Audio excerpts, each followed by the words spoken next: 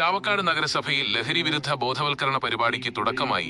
സമൂഹത്തിൽ വർദ്ധിച്ചുവരുന്ന ലഹരി ഉപയോഗത്തിനെതിരെ പ്രതിരോധം തീർക്കാൻ ചാവക്കാട് നഗരസഭയുടെ നേതൃത്വത്തിൽ വിപുലമായ ലഹരി വിരുദ്ധ ബോധവൽക്കരണ പരിപാടികൾക്ക് തുടക്കമായി.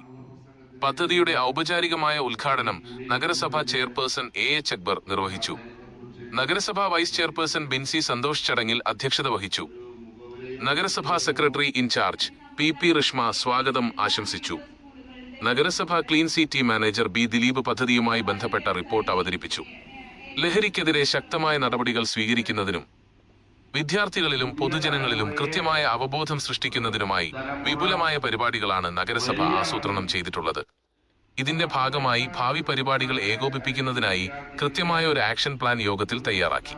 ഡെപ്യൂട്ടി തഹസിൽദാർ പി ഫസൈൽ, വിവിധ സ്റ്റാൻഡിംഗ് കമ്മിറ്റി അധ്യക്ഷന്മാരായ P Yathindradas, Lisha Mathrangot, K Salam, Subura, P Ranjith Kumar, taluk ആശുപത്രി ഹെൽത്ത് ഇൻസ്പെക്ടർ രാംകുമാർ എന്നിവർ യോഗത്തിൽ സംസാരിച്ചു.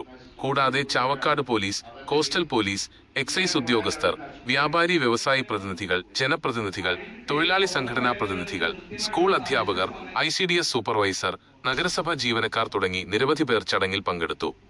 എല്ലാവരുടെയും കൂട്ടായ പരിശ്രമത്തിലൂടെ നഗരസഭയെ ലഹരിമുക്തമാക്കാനാണ് അധികൃതർ ലക്ഷ്യമിടുന്നത്.